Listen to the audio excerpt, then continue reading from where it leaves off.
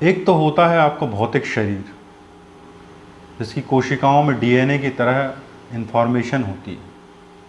एक होता है आपका मनस शरीर, जिसमें आपके भीतर यादें छुपी होती हैं, स्मृतियां होती हैं, जैसे हम संस्कार भी कहते हैं। तो कुछ संस्कार आपके माँ से आते हैं, कुछ पिता से आते हैं, वो माता पिता में होते हैं, उनके माता पिता यानी आपके दादा दादी। तो ये संस्कार पीढ़ी दर पीढ़ी आपके अंदर आए हुए होते हैं। ये आपका मनस शरीर। और जब आप अपने ही माता पिता को याद करते हो, श्रद्धा भाव से ग्रेटिट्यूड रखते हो, तो आपके ही भीतर के कई कई ऊर्जा स्रोत जो बंद पड़े हैं वो खुल जाते हैं। कैसे? जैसे मान लीजिए कि आप अपने घर वालों से गुस्सा हुए, आपके मन के भीतर का कोई ऊर्जा का स्रोत रुक गया। जैसे ही आप श्रद्धा से भरोगे, विनय से भरोगे, वो जो ऊर्जा क्षेत्र है जो क्रोध के कारण रुक गया था, यदि आप विनम्र हो जाओगे, क्षमावान हो जाओगे, तो वो खुल जाएगा।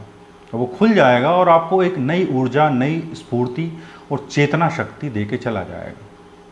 तो श्राद्ध बड़ी एक सुंदर चीज़ है। यदि उस पर तर्क ना किया जाए, उसके मनोवैज्ञानिक पक्ष को देखा जाए, तो बड़ी ही खूबसूरती के साथ हमारे पूर्वजों ने एक पखवाड़ा रचा।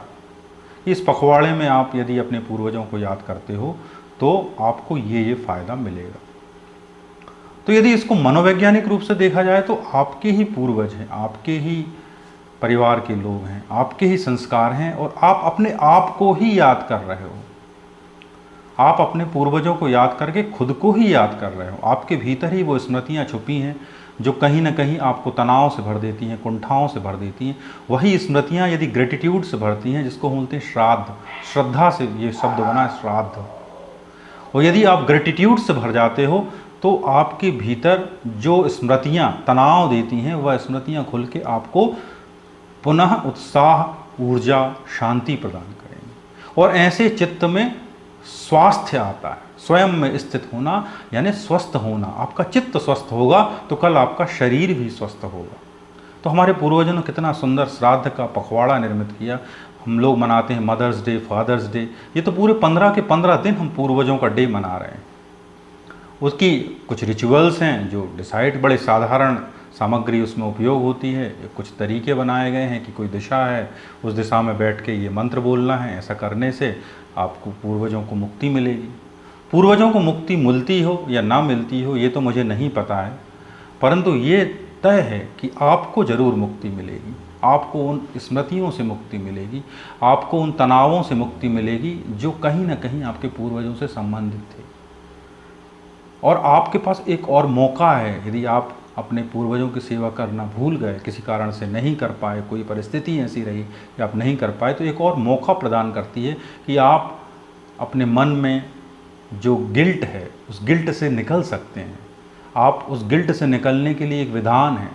ये खूबसूरती है हमारी संस्कृति की। यदि इसे बिना तर्क के, केवल इस भाव से कि हमारे ही पूर्वज थे, जब हम मदर्स डे, फादर्स डे मना सकते हैं तो श्राद्ध क्यों नहीं कर सकते, तो ऐसा इस भाव से श्राद्ध करें तो आपको इसका मनोवैज्ञानिक लाभ भी होगा। और यदि आध्यात्मिक लाभ होना है, आपके पूर्वजों को शांति मिलनी है, तो वो तो मिलनी ही है। तो बड़ी एक और बात मुझे अच्छी लगी इसमें कि वो बोलते हैं कि इसमें पूर्वजों को कुछ जो भोग लगाते हैं, वो भोग में जो बोले भोग को 3 भागों में बांट देते हैं। 3 भागों में बांट के उनको 3 तरह से खिलाते हैं। एक भाग कौवे को देते हैं, एक भाग कुत्ते को देते हैं और एक भाग गाय को देते हैं। तो मैंने सोचा कि यार ये 3 क्यों हैं, ऐसा क्या है कि ये 3 तरह के प्राणी हैं। तो मुझे लगा कि यार कुत्ता जो है वो तमोगुणी प्राणी, तमोगुणी मतलब जो भक्ष अभक्ष का विचार नहीं करता हो, कुछ भी खा लेता है, कचड़े के, घोड़े के, कहीं के भी ढेर पे बैठा दो और कौवा जो है उसको खा लेता है। तो वो तमोगुण यानी आपके गंदे विचारों का प्रतीक है। और रजोगुण मतलब कामनाएं, कामनाएं मतलब कि आपको विचलित कर देती। तो विचलित कौन सा जीव होता है, वो है कुत्ता। कुत्ता विचलित रहता है, कुछ शांति से नहीं बैठता, कम ही बैठता है, भौंकता रहता है। तो आपके रजोगुणी विचारों का जो प्रतीक है वो है कुत्ता। और आपके जो सात्विक विचार हैं, शांति है, स्निग्धता है, ज्ञान है, आपका चरित्र है, आपके अंदर की पवित्र ऊर्जाएं हैं, उसका प्रतीक है गाय। तो आप तीनों के प्रतीकों को देवता मान के अपने समस्त पितरों को वो भोग अर्पित करते हो, और वो भोग किसको अर्पित होता होगा?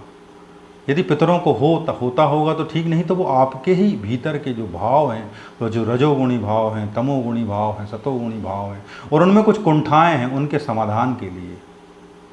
तो आशा करता हूँ कि आप इसको मनोवैज्ञानिक तरीके से भी देखने का प्रयास करेंगे और आध्यात्मिक तरीके से देखने का भी प्रयास करेंगे, और इन सुंदर रीति रिवाजों पर कुतर्क न करते हुए इनके वैज्ञानिकता को अपने जीवन में उतारेंगे तो आपको निरंतर शांति और अद्भुत सौंदर्य का अनुभव होगा।